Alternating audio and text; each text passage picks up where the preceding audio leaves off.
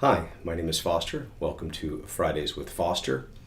So today I had a wonderful treat prepared by Hannah at the Logic Clever Moose barista station. So this is called a dirty chai.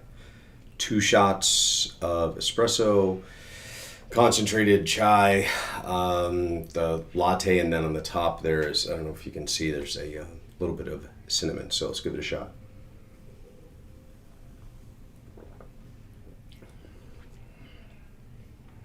I like it. I think 2 shots is good. Normally I feel like more is better, but I think 2 shots actually evens it out pretty well for me. So I look forward to trying that again. So what are we talking about today? Today we're talking about, we'll say it's about team members who may disappoint. It was a wonderful book, very entertaining and educational. The Road Less Traveled. This is by Keith Cunningham. And I found myself. It's funny, the things that I end up going over again and again with clients that come up, and I've never thought of doing a video of this, but I think it's beneficial if you haven't read the book. It's a great book, especially for people who are looking to change the way that they operate from the top down within their business. And it starts with what Keith calls thinking time, which is an opportunity to take some time aside from the normal day-to-day and put a very focused topic in your brain or question in your brain and literally spend time thinking about the answer, thinking about solutions, thinking about strategies and options. However, that's not what we're talking about today. What we're talking about today is what we call the apology.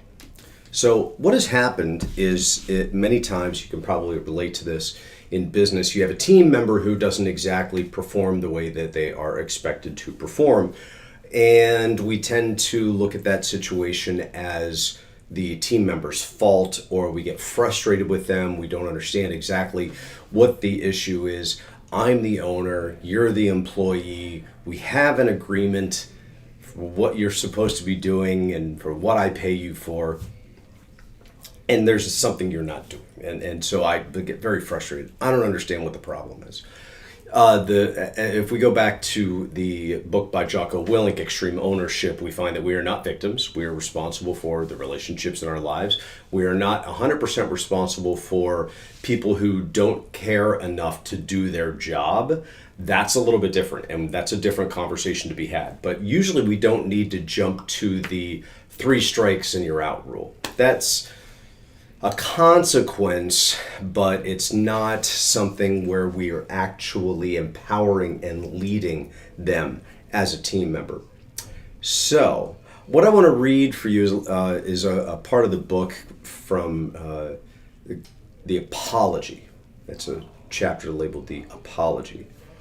And it's a different way to engage somebody on your team who's not doing what they're supposed to do. Okay.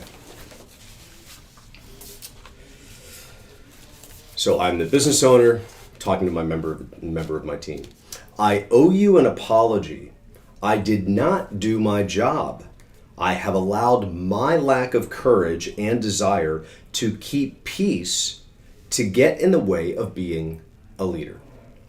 I tolerated the status quo and mediocrity because I didn't want to have the hard conversations.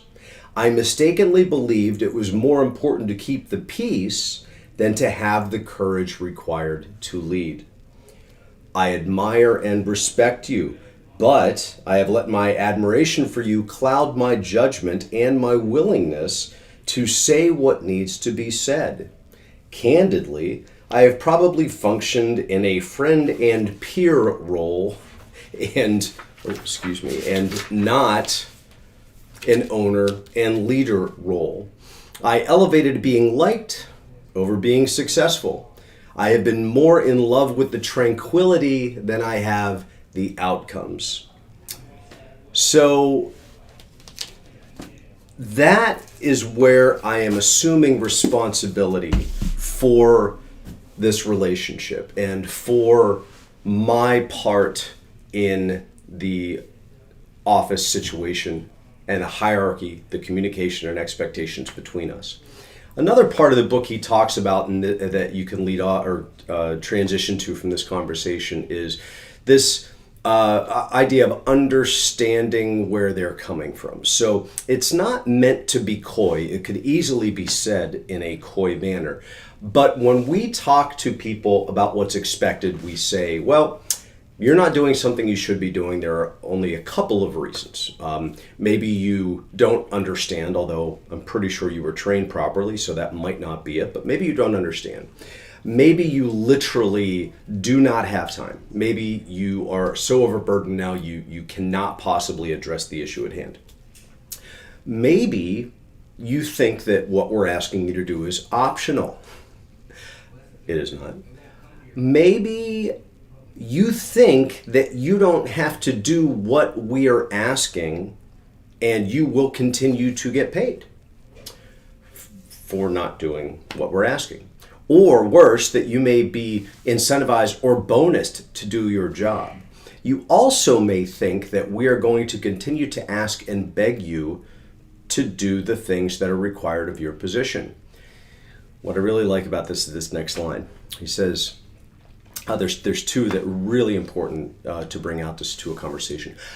It doesn't make sense for me to have to beg you to do your job because you never have to beg me for your paycheck. But let me tell you when this stops working.